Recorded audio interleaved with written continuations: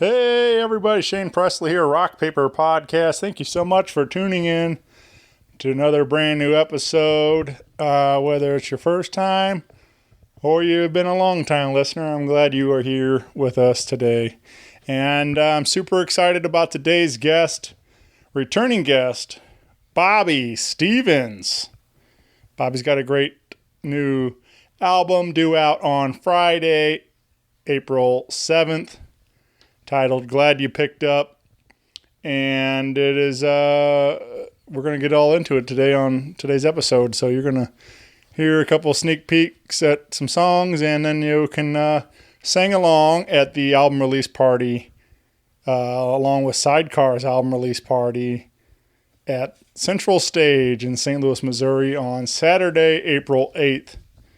So come on out to that and have a great night with us. Again, you can hear all about it, so hope you enjoy it. Do want to remind you, as always, Rock Paper Podcast is brought to you by Friendship Brewing Company in Wentzville, Missouri, serving up all your craft beer needs. With over 25 rotating taps out there, you're sure to find a beverage just right for you. You got your all kinds of delicious food as well. You got your fish fries all through Lent. So come out and get some fish, and you got your burgers and nachos, flatbreads, pizzas, and pretzels, and all kinds of tasty eats. So come out, grab a beverage, grab a sandwich, and have a great time on the patio. Now that the sun's shining, we get to enjoy the patio out there again for the spring.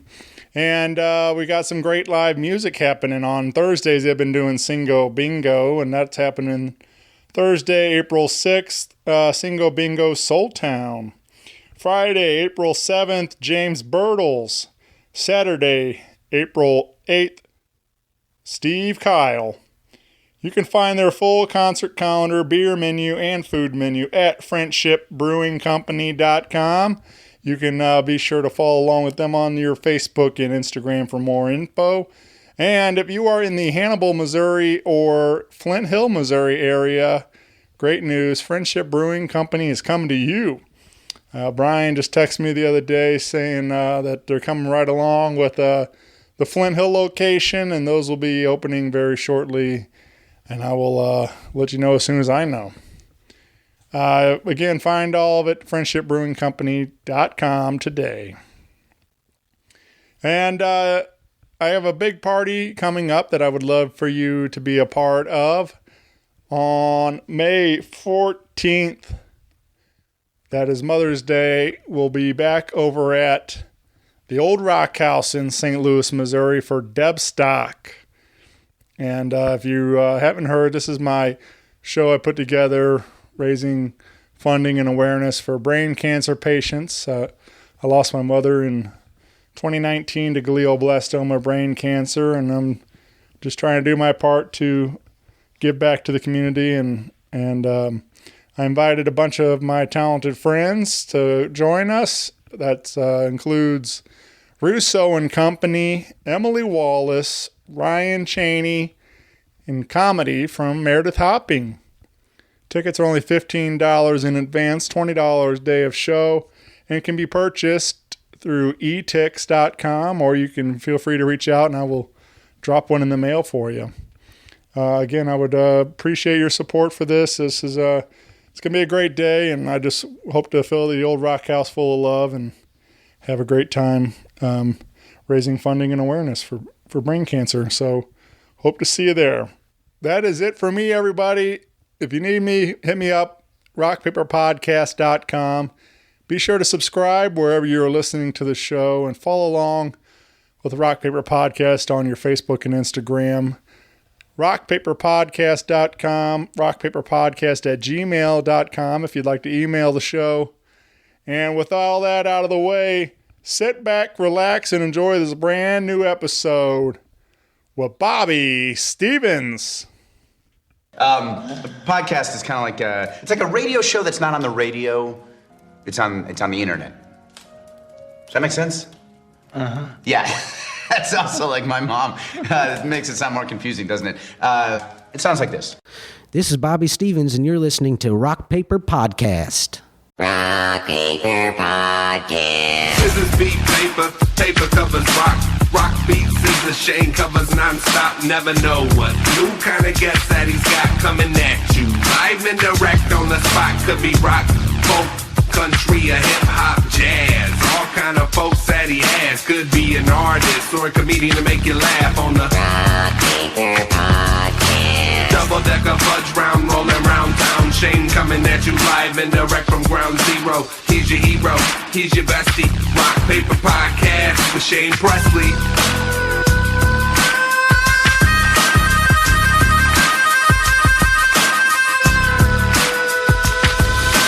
Rock Paper Podcast. Hey, everybody. Shane Presley here, Rock Paper Podcast, coming to you from St. Louis, Missouri. Hanging out today with returning guest, Bobby Stevens. Hey, everyone. Welcome. 3 times. Yeah, third time. Three time. Like Ric Flair. Yeah. Yeah, man. Yeah, Flair was one of the best, man. He was just here in town a little bit ago. Was he? Yeah, did, what's that, car company that he advertised for? I forget. He does those, man. He does those commercials, like car, whatever it is. I can't, Yeah. I'm blanking on the name of it, but it's like a car insurance thing, and it was like, I guess they also work with the Blues. Sure. And they've had some of the players, and like it was like their night at the Blues game, and so Ric Flair was there, and he had was doing autographs and stuff. Whoa. How did I miss that? Yeah, so That's like his thing. He's like a car salesman. That's Yeah. like his shtick. yeah. So I would have it would have been cool to meet him while I was in town and Right. get to say hey. I got to meet Randy Savage once. Oh yeah, That's my only pro wrestler I met. Yeah. Jeez, that he would've- came to the Super Kmart grand opening. Yeah? In the town where I grew up in. Yeah. I would have been a highlight for sure, man. It was great. It was so cool. We were like, I don't know. I think I was probably about 8, and my brother was 6 or 7. So big wrestling fans too at the time. Our cousin was a really big wrestling fan, got us into it. But Was it it was di- super cool to meet him. He was big. Yeah. My brother was crying, screaming. He was so afraid. And Macho Man just picks him up and says, "Little brother, we can be tag team teammates someday." Just to get him to stop crying. It was so awesome. R.I.P. Macho Yeah, Man. he was one of the greats, dude. Yeah. Well, were you guys both WCW and WWF, or did you prefer one or the other? Or? I was going back and forth, especially in the heyday, like the Monday Night Wars. All right. Yeah, because they were on like roughly same time, but I think one maybe started an hour earlier on TV. Right. And then I would flip back and forth. They were both really good. I was a sucker. I think the cool thing WCW had was like the lightweights, the cruiserweights. Rey Mysterio Jr. before he went over. Those were always fun to watch. So it was hard to tell. It was a coin flip for me. Yeah. We were big on WCW. I don't know why. WCW. I never really, friends kind of talked about it, and I remember playing some of the games, like on,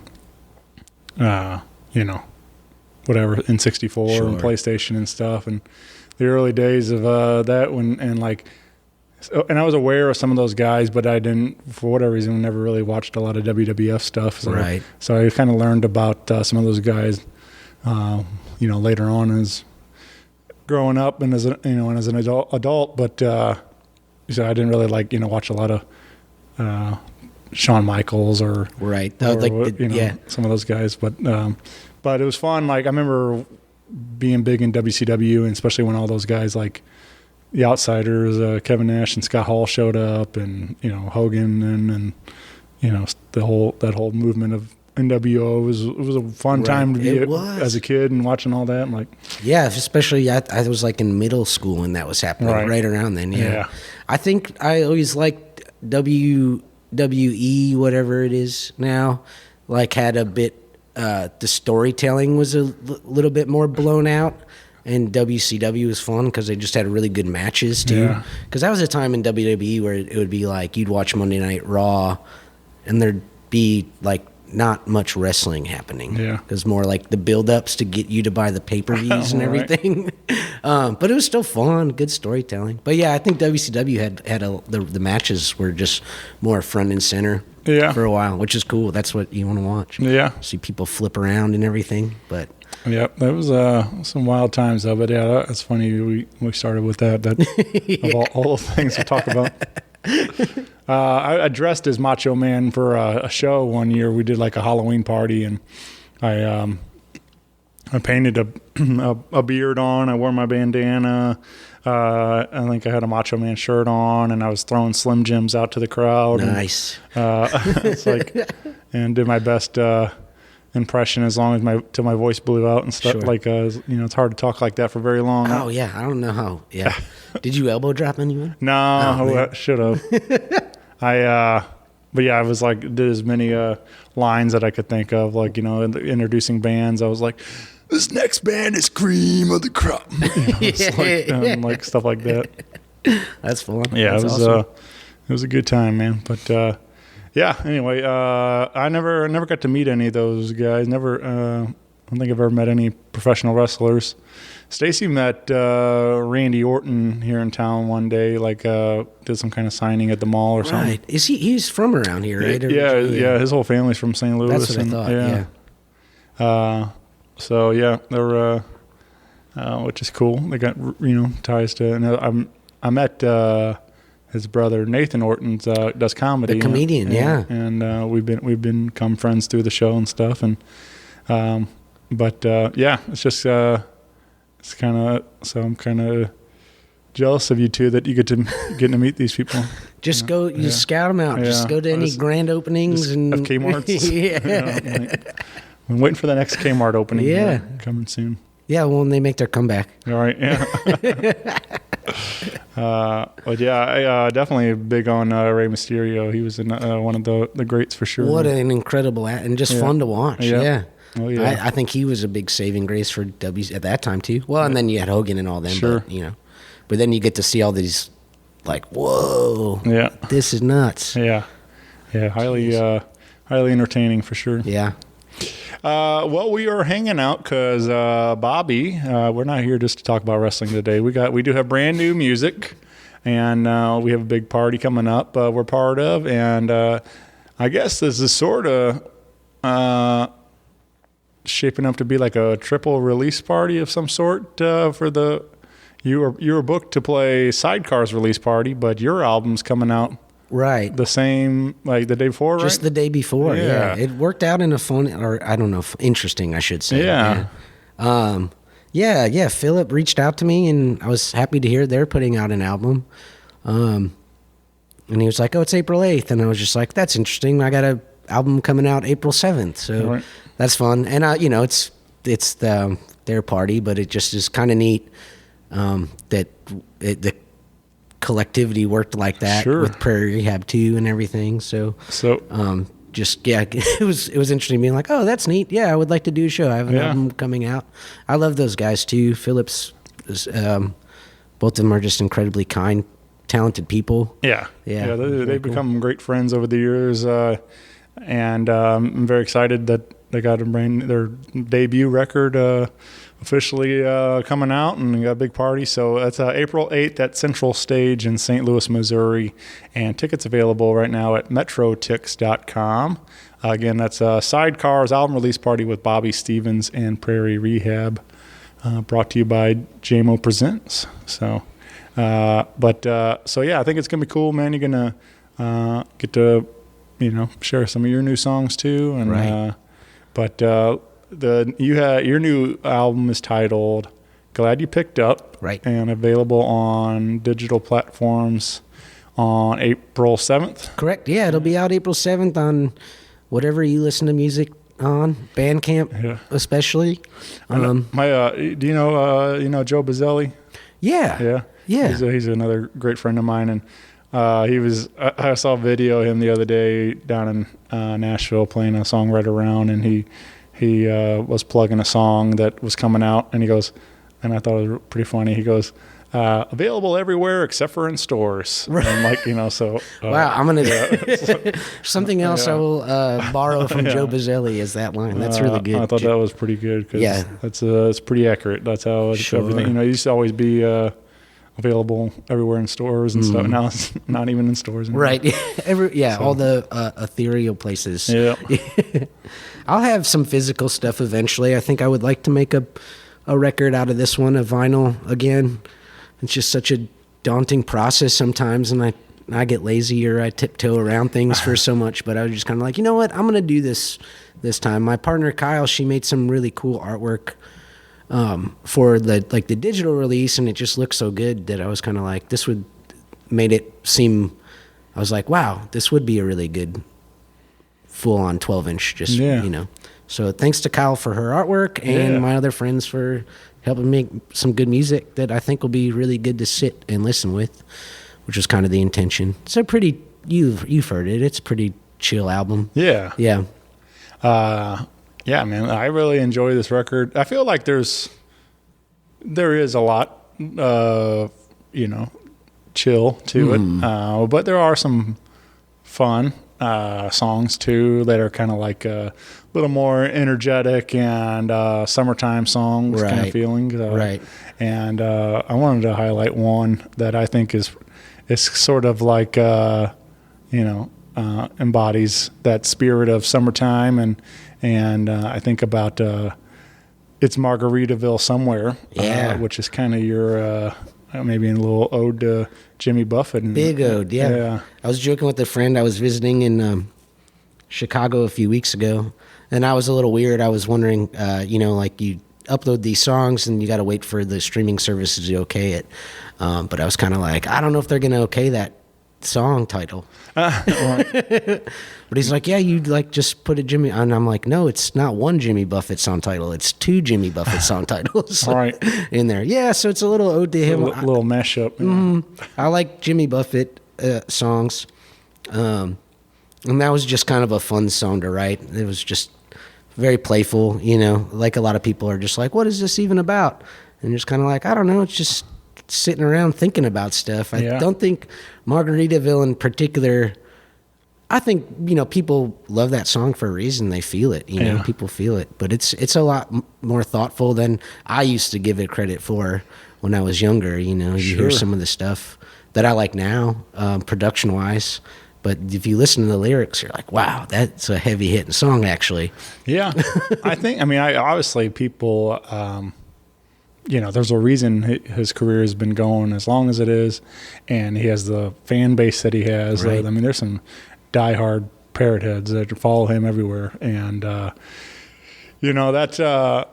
they get it. But I think I would, maybe generally speaking, I think a lot of people kind of just feel like he's like this, island guy or whatever. Like he has these kind of goofy songs, but there's a lot of some of his album cuts and stuff. Not all Margaritaville and whatever. Some of the other songs. He's got some really good stuff. Some really good writing in there, and great writer. Yeah. I have to thank Adam Donald for kind of putting me onto him a little bit more. I'd been working on It's Margaritaville Somewhere for quite a while now, which is interesting because it's a pretty simple song, but I really wanted to get it, But Adam Donald turned me onto a lot of the deeper cuts too, like Pirate Looks at 40, which as I'm approaching 40, I'm kind of like, wow, right, whoa. So it's just fun stuff, but it also packs a punch. Sure. And I think that whether people maybe are honed in or not, you get it.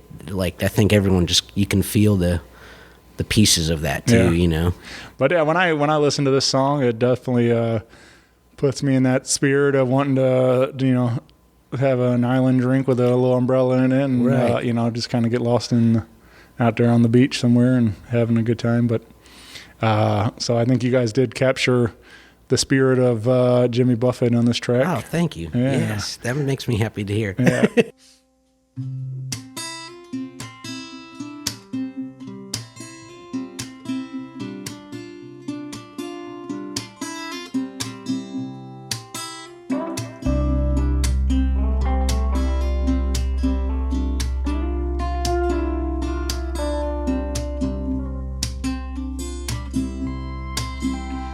I was hanging like the nighttime moon setting down, headed west just to rest from the cold.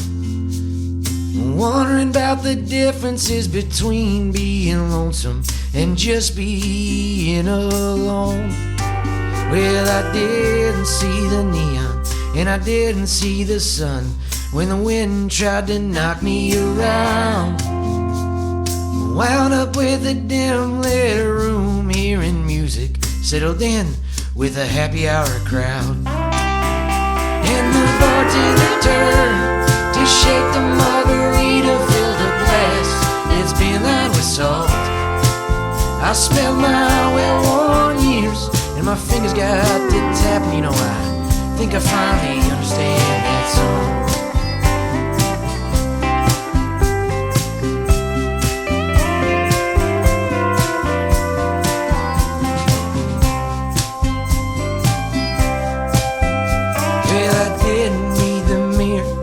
Talk about the day, didn't need to say anything at all.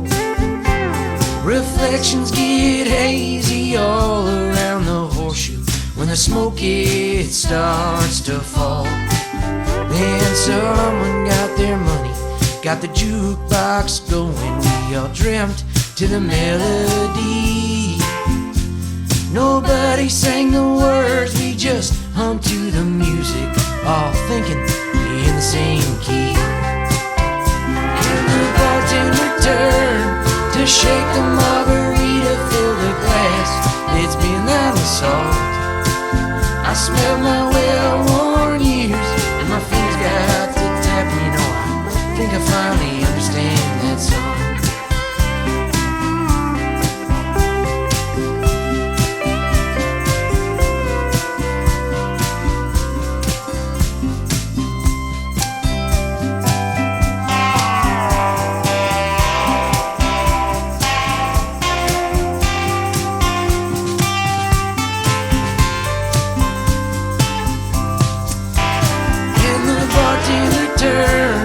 Shake the margarita, fill the glass, it's been lined with salt.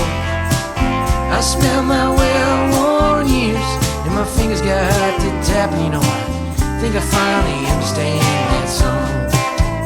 And the bartender turned to shake the margarita, fill the glass, it's been lined with salt. I smell my well-worn years, and my fingers got to tapping. You know, I think I finally understand that song. You know, I think I finally understand that song.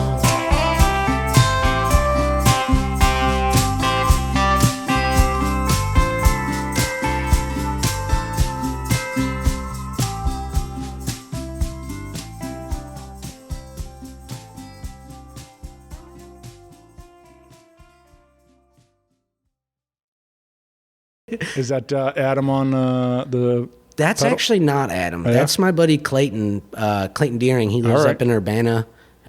Incredible songwriter and musician up there. They got a really cool thing going on in Urbana, right? Yeah. For a long time. But yeah, I've got some friends up there. So I had reached out to him to do the pedal steel on that. He did the dobro on Going Fishing too. Yeah, I think it was more of like an accessibility thing with that. Sure. I love working with Adam though. Yeah. Yeah, I would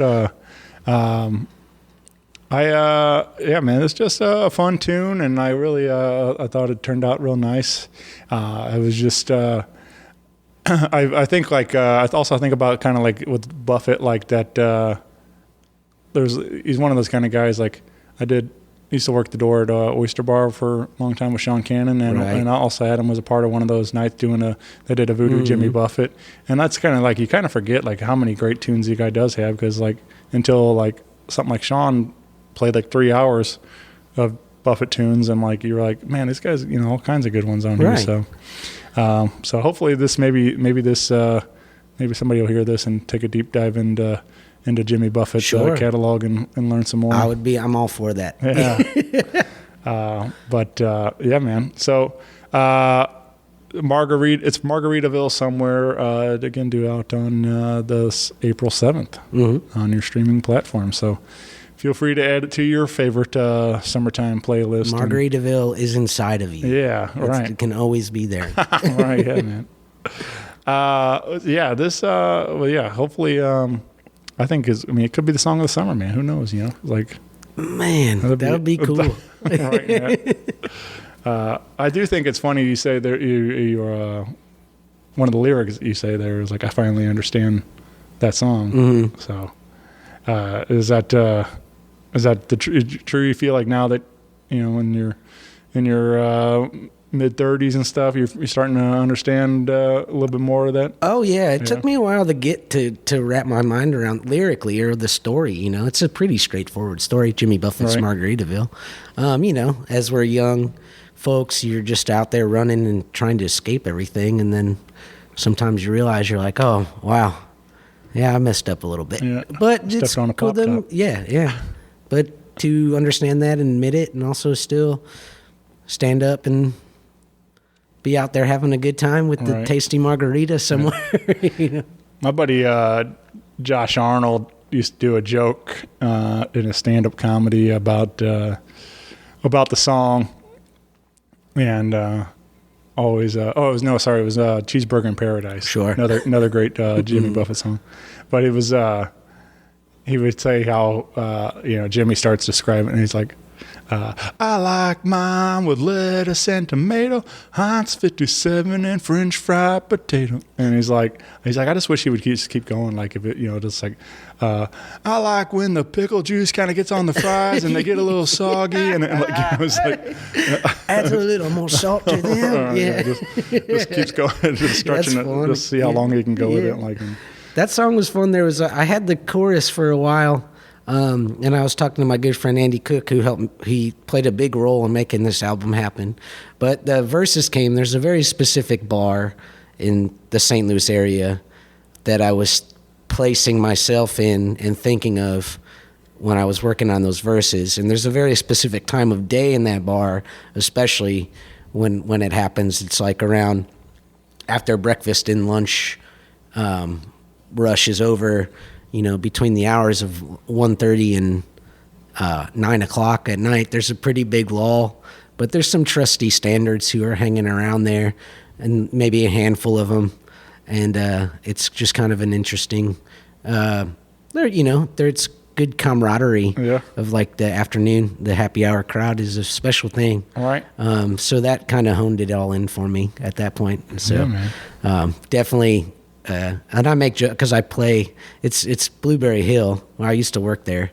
So when I play at Duck Room, I always like to kind of tell that story of like this song takes place here. Right.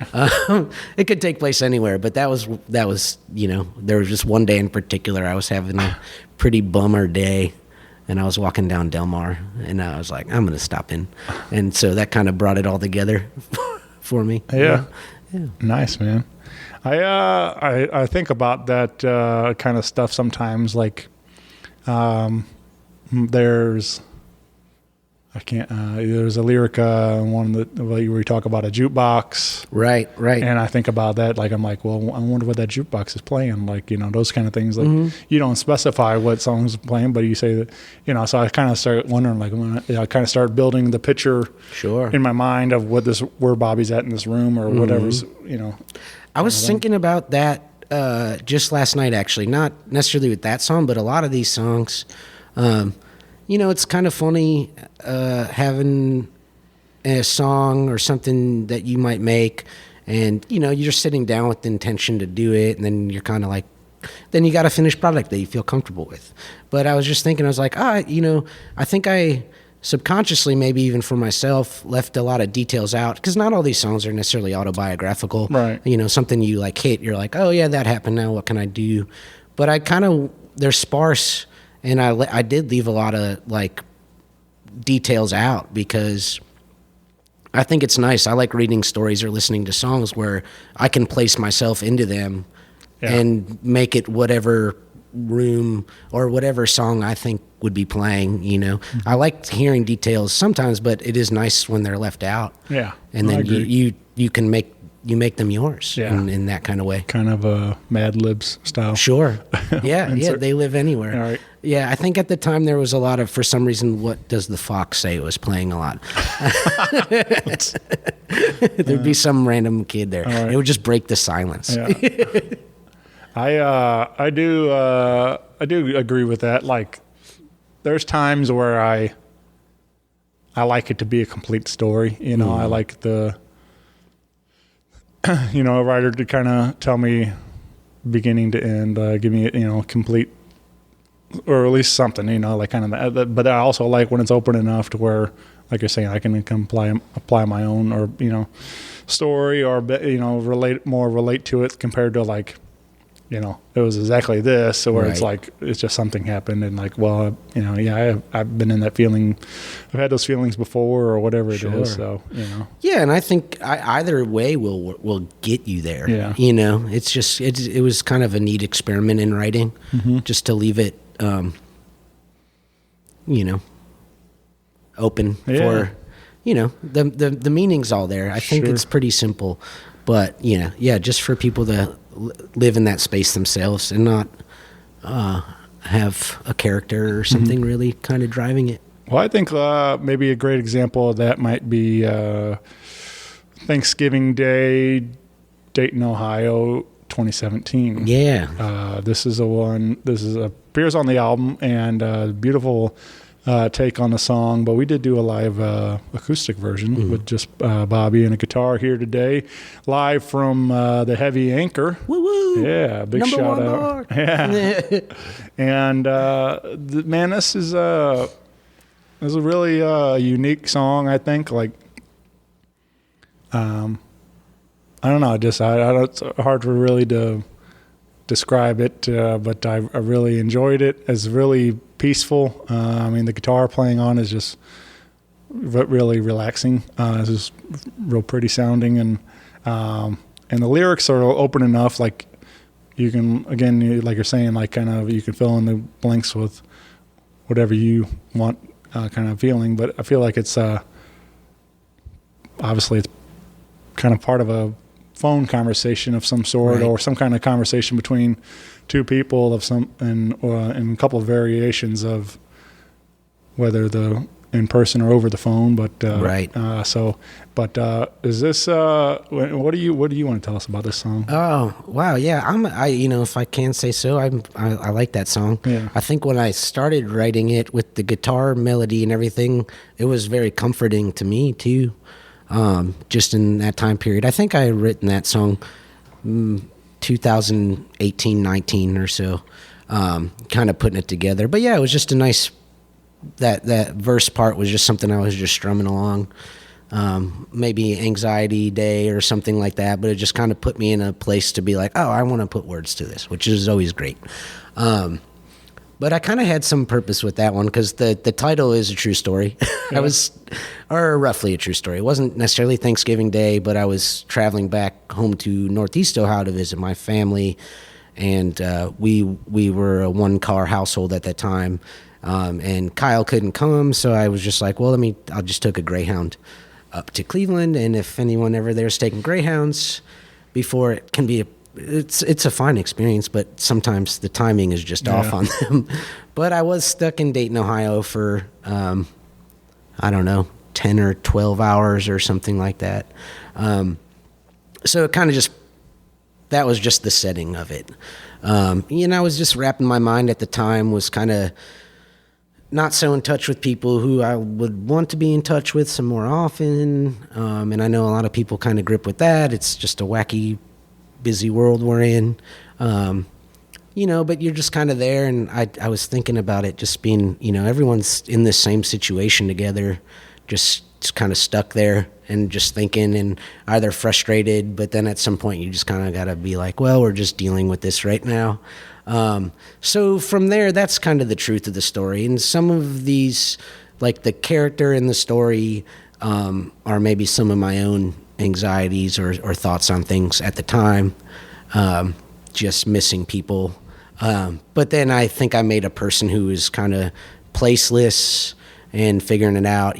Thinking I was listening to John Prine's Unwed Fathers recently, and I was kind of like, wow, maybe this is like, 30 years down the line, 40 years down the line, this is the guy who left the woman and child, and he's trying to reach back out to the child or something like that. But there's so many, like I said, the details aren't necessarily there, so you're kind of just, think about it could be anything. Right. But the first line, then I was kind of lost there in this bus depot in Dayton, which is really nice. It's kind of in this like strip mall. There's a Chinese restaurant next door. We were all over there eating. And I had some good conversations with some people. But then a few months later, I was taking the bus home from work, and I think we had some dinner plans, and I was like hustling to the bus stop, and I made it there, but the bus was just leaving already. And I was like, oh, just in time to watch it roll by. And I had a Dewey Cox moment. There I am, writing a song again. But then so it kind of took shape from there. And I think it's a pretty touching song. And then, as the years have passed playing it, it's just taken on different meanings for me, too. I lost a pretty good friend last year. So a lot of times now when I'm playing that song, I think about him. When I'm writing that or singing it and everything. But yeah, so just kind of mainly the gist is there's a person there who's just trying to reconnect. Yeah. I describe him as kind of like an island trying really hard to like force of nature back to the mainland, and reconnect. Sure. And that's just kind of where it is. Yeah. I think it's a pretty nice song. Yeah.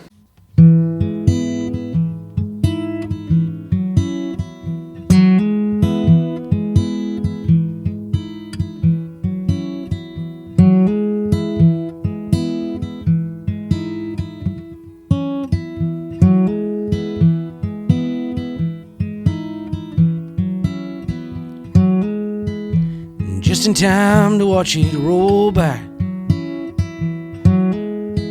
The last one for the night.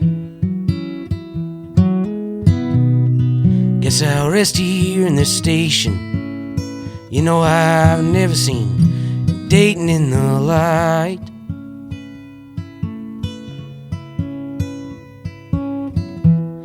Hey there, buddy. Can I borrow your cell phone? There's no booth here anymore. And I memorized the number to some area code you've never seen before.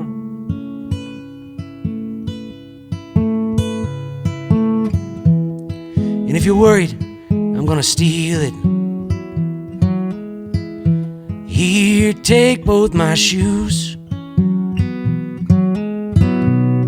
Where I'm heading, it's just too far to walk, but I need to get to where it is I'm going to, because my heart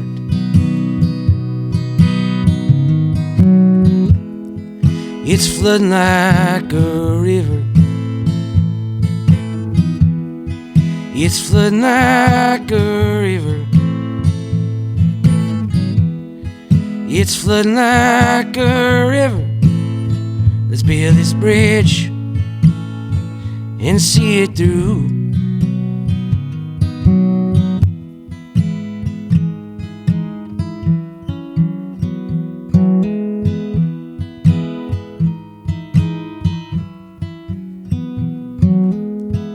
I'm really glad that you picked up. We're both so difficult to reach, and I've been having a rough go too. But I didn't call you just to give you a speech.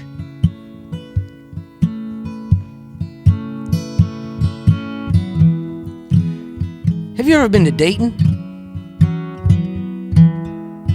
It's really not so bad in the light. I'm just on my way to find you, but I missed the bus last night.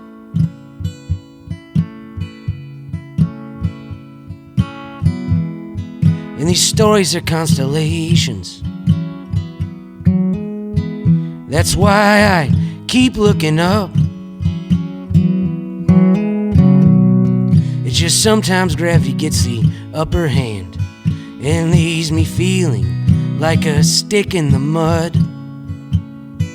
But now my heart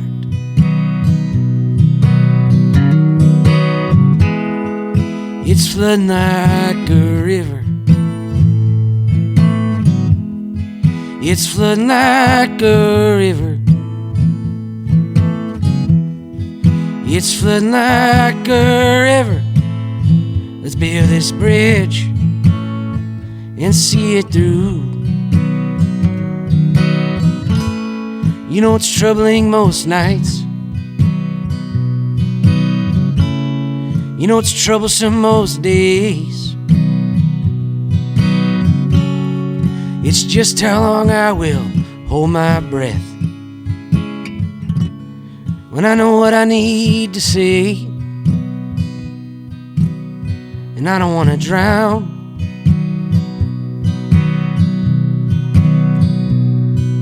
And now my heart keeps flooding like a river. It's flooding like a river.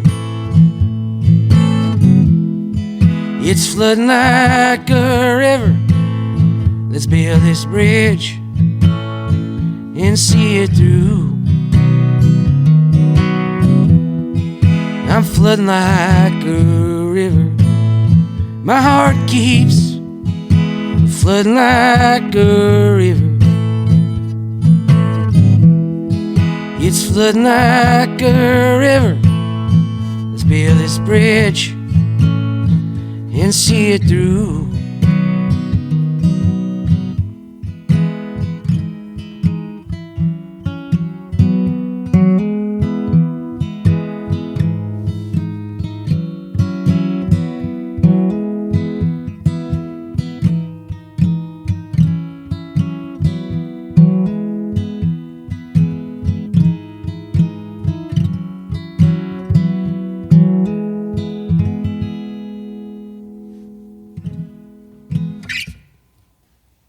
I like the lyric made me laugh when you say there's not a booth here anymore. Right. Or there's not a booth here Yeah. anymore. And like the way you say it, that just gets me in. It's just funny to think about too, because like how they were everywhere, and now you can't find. It's like an antique kind of thing. Now when you do find one, you're like, it's a rare artifact. You know, it's like. Right. Yeah, It's like a photo opportunity. Yeah. Yeah. Yeah. But I know that you trade him your shoes for to borrow a cell phone. Sure. Well, and that was that was one just trying to hit the importance of like how important it was to this person to kind of to do whatever they're set out to do. You know, I guess in my mind I picture kind of like obviously some sort of like older man, you know, is usually what I'm thinking of when I sing, you know. And the last time he was in this situation, or you know, he's used to traveling like this, placeless, a little lost, and there were phone booths. And now it's just kind of like, whoa, they don't exist, you know. And then having to kind of like do a scary thing and talk to a stranger to, you know, ask for something like that. Like I'm really trying. It's that important. I need to. Break another wall down. Right, here, hold these shoes and let me borrow. Yeah, it's the only thing I got. Nah, it's a great tune, man. I really, there was one, you know, a couple of these I'd heard you play through the years and stuff. You know, like I said, a couple of these have been around a little bit. So, but that was like one that like kind of really caught me. I like it when I first heard it on when you gave me. Let me preview the record, and I really enjoy the song a lot. So I'm excited for everybody else to give it a listen here. And yeah, man, great tune. Thanks, Shane. Yeah. We got one more. This one does close out the record, and we wanted to highlight a song called "You Deserve a Donut." Yeah, and. This one kind of, and there's a couple on the record that feature a little bit more production. Like some of these are fairly minimal, but you got a couple that have some background singers. You got, like I said, mentioned some pedal steel work on Right. it's Margaritaville somewhere, and some things like that. You got some more studio magic on there, but and this one kind of features some of that with you got some background singers bringing this one to life on. Right. Yeah, that was a big group. Yeah. I had Nick Gussman and T, his partner T, my partner Kyle, Crondelet Guy, Rob Severson, Google Plexia, kind of all came in. Nice. Yeah, this was a fun one to build because we did group. it. It's a really good group. Yeah. It was like done at my friend's house in Ohio, another friend's studio in Cincinnati, my friend Eric Kronstein's shop. It's called the Tone Shop. It's his studio there. And then we did some of those background vocals at the Sinkhole with Matt Stutler. It was a pretty blowout experience. Yeah. I think some of those songs that were I needed, the balance was good just to have a little fun. And I think that's one of the fun ones on the album too. Yeah.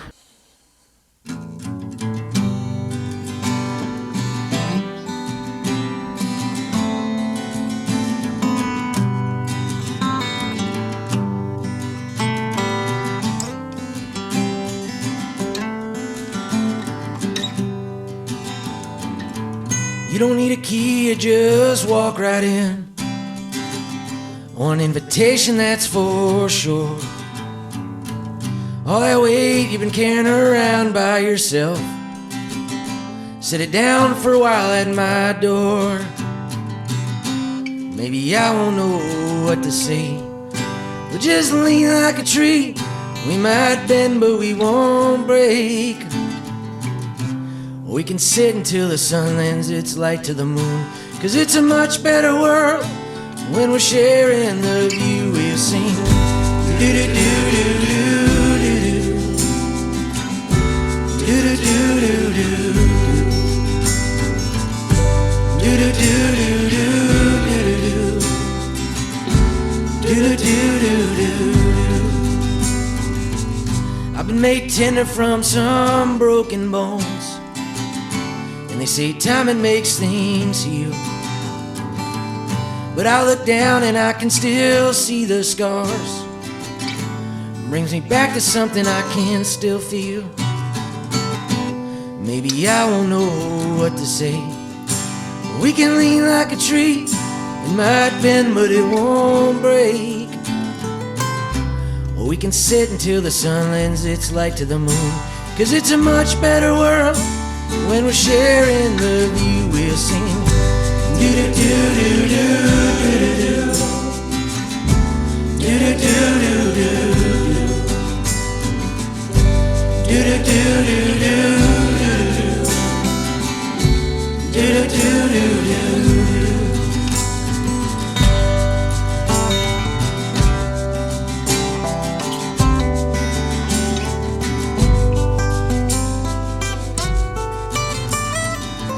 I'm making a list of all my favorite words. At the top of it is grace. I got mercy and baloney too. I can make some food if you want a plate. Maybe I won't know what to say. We can lean like a tree. It might bend, but it won't break. We can sit until the sun lends its light to the moon, 'cause it's a much better world when we're sharing the view. We'll sing do-do-do-do-do-do-do, do-do-do-do-do-do, do-do-do-do-do-do, do-do-do-do-do, do-do-do-do-do-do,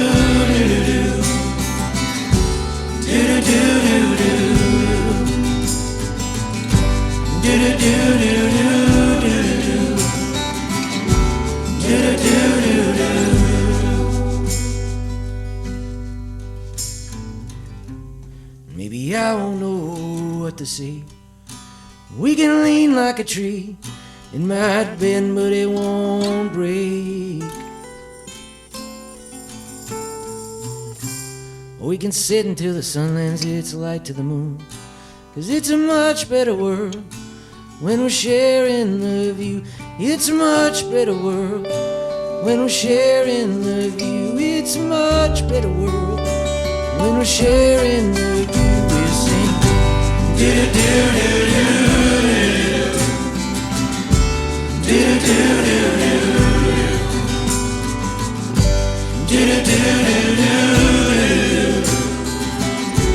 do-do-do-do-do,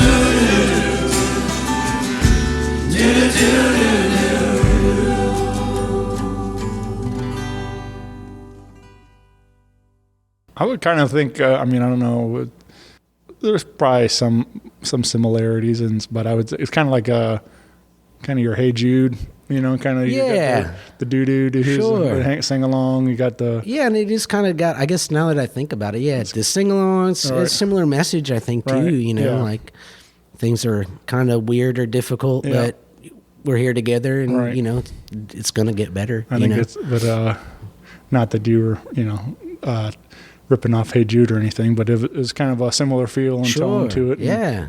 But yeah, does that group have a name? Or is it just? You know, I'm reluctant to name groups for groups. Right. Yeah. If they're listening to this, or I'll bring it up and be like, if you want to come up with a name for yourselves, I'll do that. Yeah. It would be fun to like do it live and have you know, a big like you know, choir or whatever type of thing, a big group to sing along with you like that. That'll be the next step. I know Yeah. the show, well, sidetrack. Yeah, I'm excited. I think Scotty and Simon are going to play as a rhythm section with me at April 8th All right. at the Sidecar Release show, which is exciting. I haven't played my solo songs with the band in quite a while, so I'm kind of building up to that again. I think it would be nice to be doing that a little more often. There you go. But yeah, it'd be fun to have You're all gonna those give them mics so they can sing backgrounds. all those nerds up there with me. Yeah, yeah. Yeah, I'm really hoping the doo-doo-doos catch on too. Yeah. It's funny playing it. And I'm not going to be like, all right, everyone sing along. Yeah. But I'm just waiting for the day when, you know, it's like, man, this is like the second chorus and the doo-doo-doos are there. And just one person is just like, you know what? I'm joining in. Yeah. It is. I don't know. I don't know if there's got to be some kind of science to it of some sort. But you know, those songs like this and Hey Jude and what, you know, it's a simple, you know, thing Right. that, you know, na na na na, you know, whatever, or do do do or what, you know, it's a simple thing, but all of a sudden it does become contagious, you know. Sure. People, you want to start singing along. And it's like, and I don't know, man. I don't know what it is, but it is.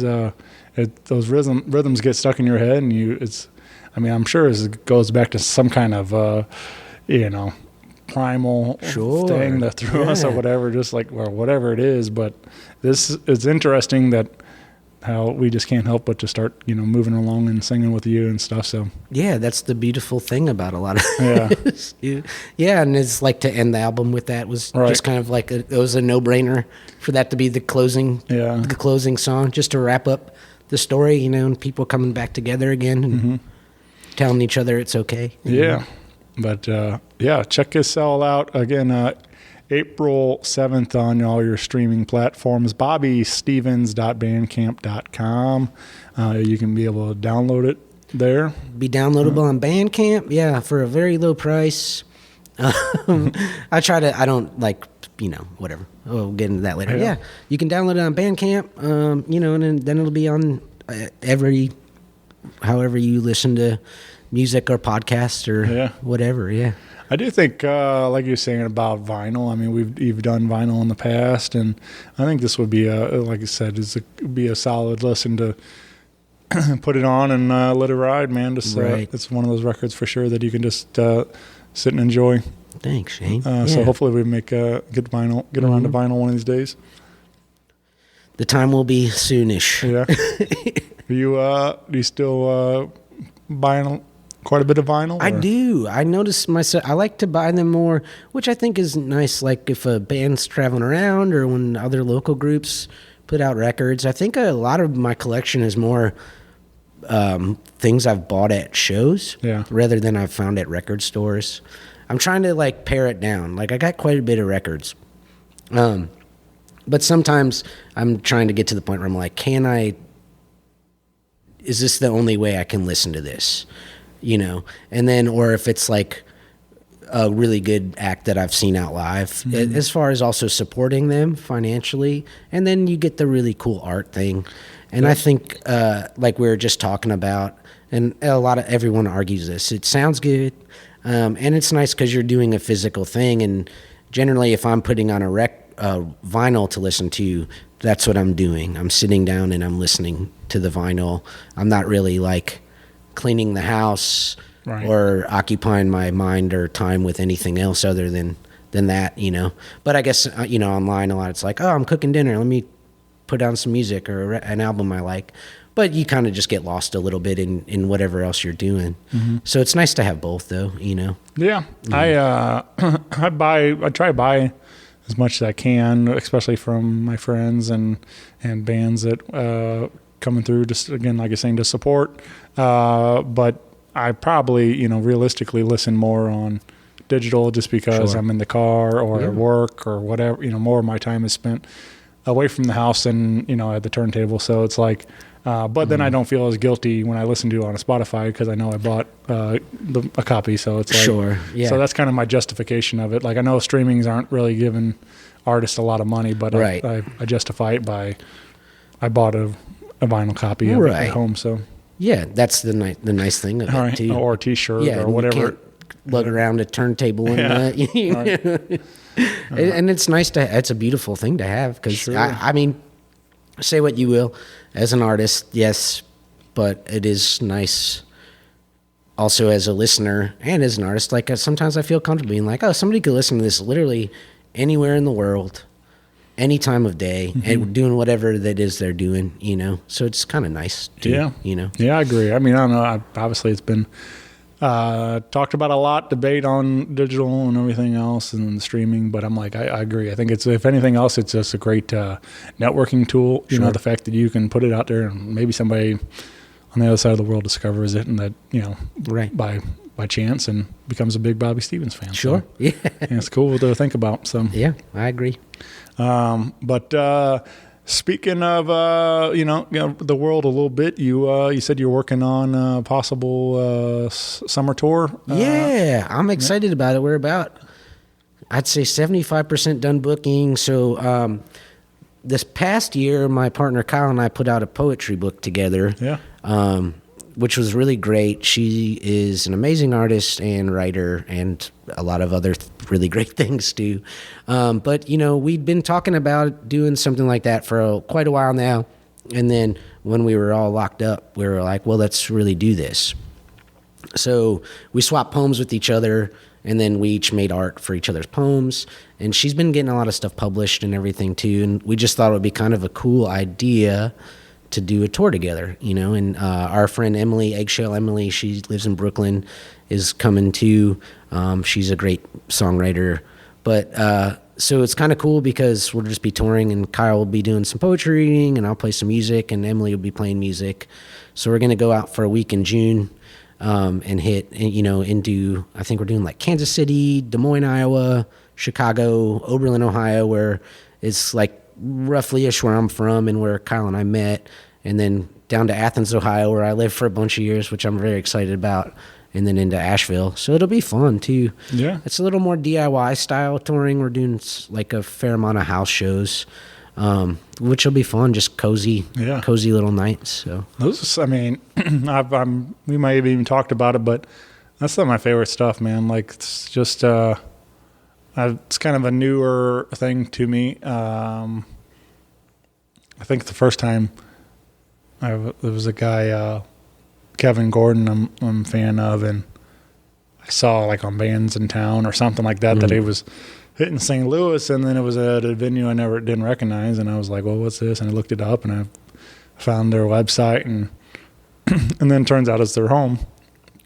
So I messaged them. I was like, hey, is this open to public, or what's the? And they're like, yeah, it's just whatever, $20 at the door, bring a dish, and I'm like, okay, cool. Yeah, I'm like, I'll give this a shot. So I was like super nervous going in, just because like didn't know what to expect, but they were very welcoming, and like it was really a cool thing just to be a part of one of my favorite writers sitting a couple feet away in somebody's living room playing some songs, and like I said, it's kind of this, they did like a little potluck thing, so you get to some snacks, and it's just so yeah, man, those home shows are I think are a ton of fun, and and there's all sorts of these little house concert spots popping up around the country. A lot of people, and I feel like as an artist, one, you get to kind of engage a little more than maybe if you were at a venue. Like you do get to say hi to people and everything afterwards, but it's very intimate,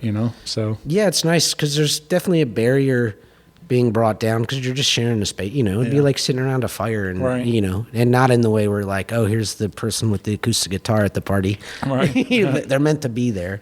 But yeah, it's nice. You like meet people, and it just depends on what you want to do.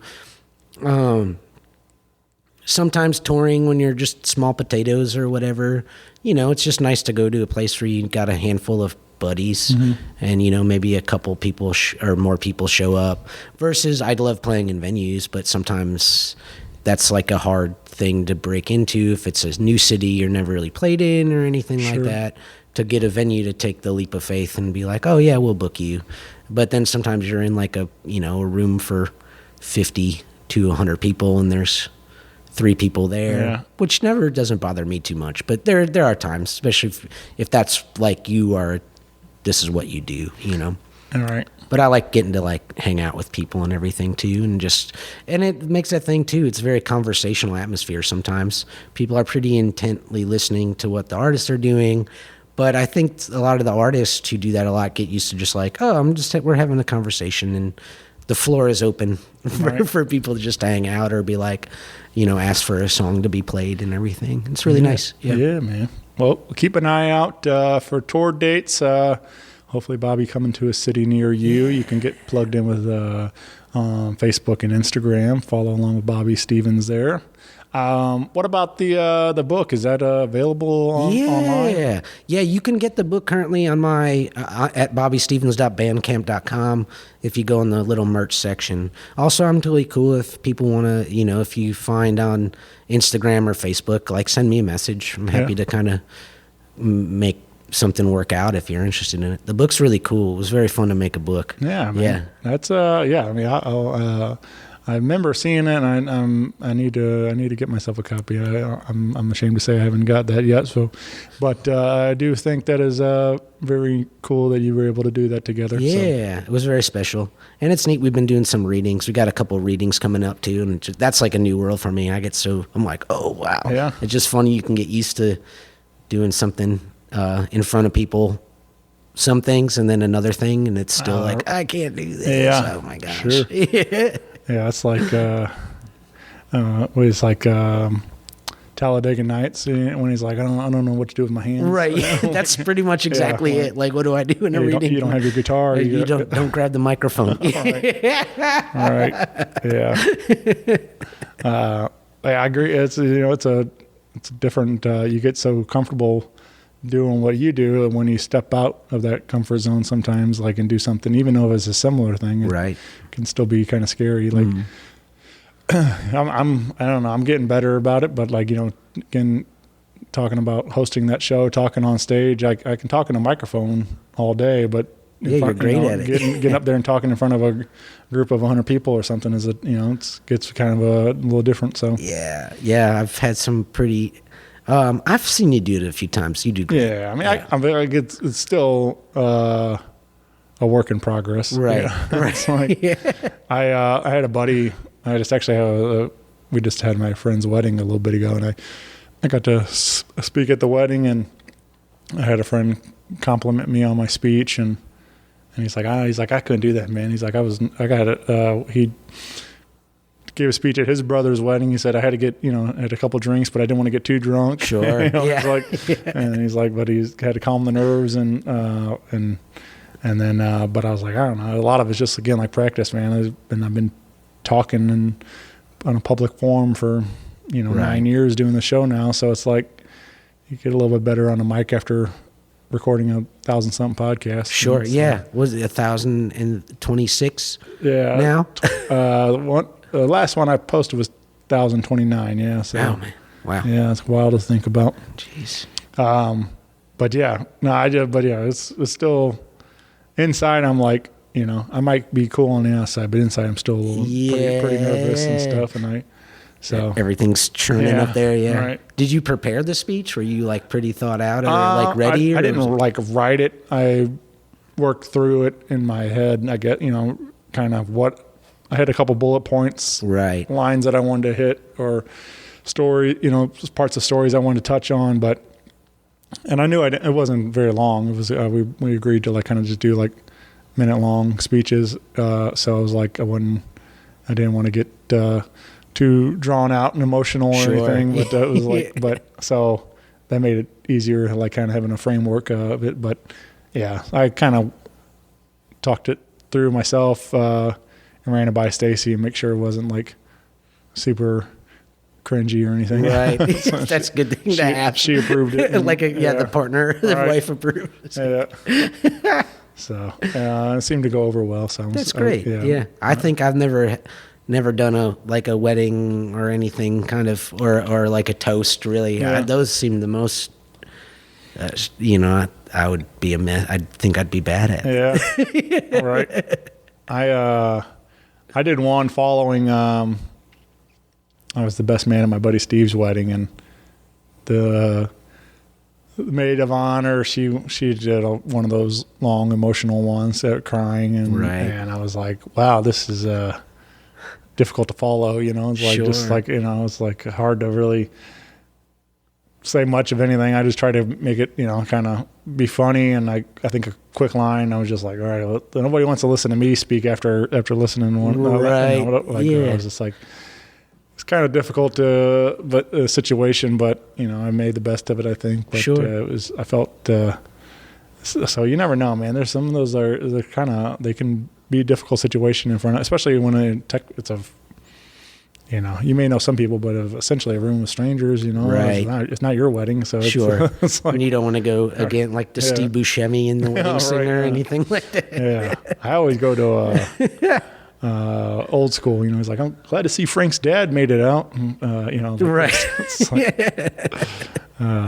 So yeah, you got to have the balance. It's nice to have again just the very emotional part, and then a little like the lightness kind of into it too, where that's equally as emotional and special too. But sure. Just in a different way. Yeah, but I was glad to be included and they're always nerve-wracking though, man. Sure. You don't want to blow it in front of everybody. No, your friends are ashamed. Right.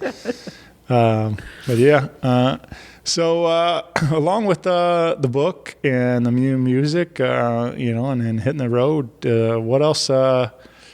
Would you have any other big goals for the year, or what else is on the horizon for Bobby Stevens? Yeah, I think the next goal is kind of getting the balls rolling on like a physical version of Glad You Picked Up, and I've kind of started working on some new songs. So I might kind of, in my typical way of a tortoise pace, and thinking about it too much, start recording some things. I got a big trip to Spain, which is just like personal vacation time, which is going to be fun. I'm very excited about that. Yeah, Kyle picked Spain, and I'm all here for it.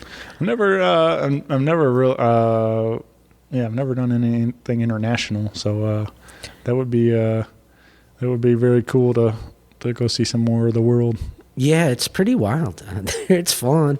I mean, we've not done too much of it, but, every so often we'll be like, well, okay, let's just try really hard and save up for, a year or two and just kind of slowly do it. I visited my sister, and my sister is currently living in London, And so I went out to go visit her in October because I also hadn't seen her. And she's coming up on 2 years living in London. But she met a really nice fella from Dublin, Ireland. So they lived together. But we went to go to Dublin for the weekend when I was out there and visited his family and that. And I was just instantly Ireland. I don't know how you couldn't really fall in love with Ireland being out there. But I'm pretty set. I really want to go and do a tour in Ireland next year sometime. So, yeah, man. Yeah, it's fun to get out, but it is hard though. It's like it's a long period of putting it together. We're not rich or anything, so on a whim can be like, let's go to Spain for 2 weeks or whatever. The closest I've been to Ireland was probably McGurk's on a Sunday evening with falling fences, and I feel like that's like I've told a lot of people, I'm like, man, like I just feel like if everybody had like a pint of Guinness and like singing along those songs and I wouldn't have known any different until now. Like I've got the context. I was like, oh yeah, if my sister and Fergal come to visit here, this is where we'll bring them because Fergal will definitely be like, oh yeah, this is home. It's like a regular Dublin bar. Right. Yeah. Falling Fences always throw a party there on. They're great. Yeah, it's been too long since I've seen them. I've not been to McGurk's in a minute. Yeah. I'm glad we're talking about this. Yeah. My little brother, Sean, brother-in-law, he went to Philippines over the summer. Just felt like he wanted to travel, and that's where he picked, and went and I was pretty jealous that he got to go on that trip and everything. Sure. But yeah, he was talking about like, because he's about my size, but he said he had all kinds of people like wanting to take pictures with him. They thought he was like some kind of celebrity. Sure. And like, or something like, I don't know. It's like he was like he didn't really understand it, but he's like, maybe just because I'm, like I'm tall. I was the tallest guy in the town and stuff or whatever. Like maybe it's that. I don't know, but yeah. He enjoyed it. He had a good time, but I'm like, yeah, I need to do that. I need to set a point to travel more and see the world. Yeah, it can be fun. I don't know. I just enjoy it. This will be like, I guess the only other time I've, with the exception of Canada, have been out of the country. So it's just kind of cool. Yeah, I don't know. I think I'm still wrapping my mind around it. So I'm like, I don't really know what to think. Yeah. We're just going across the border for some French fries and gravy. Littering and almost littering and. Almost made it. That's the best part. Yeah. Almost made it. I just watched Super Troopers the other night. Did you? And still holds up. Cool. Good to know. I watched that movie so much when it came out. It was. Yeah, it's a classic. I think I overdid it. I was wondering because I hadn't watched it in several years, and like I put it on, and some of those don't age well. Sure. Yeah, especially from that time period and everything. Yeah. But that one I was laughing just as hard. Cool. Like it was still so funny to me, and like it's such a dumb movie, and like, but there's we were talking about that earlier, just like some of the and I was like I'm glad I Think You Should Leave is around because there's been like a touch of absurdity coming back into the world, which is nice. Oh yeah. I mean, there's a time and place for all that stuff. I mean, but I think like having something just super silly like that to take your mind off everything, like that's what we want. We want to escape. It's like there's something absurd that we can just laugh at and so. Yeah, not chock full of irony or whatever. Right. Yeah. I agree with you. I'm a big fan of that. Because we were talking, I Think You Should Leave, and it was like, some of those movies don't age well, like you were saying, but it's just kind of like, I don't know, you're not seeing like the goofball comedy, or like whatever. Like, this is pointless, meaningless, just fun stuff. Like, there's not Yeah. There's, I watched John Wick 4 the other day. How was that? Very good. Yeah, I like that series a lot.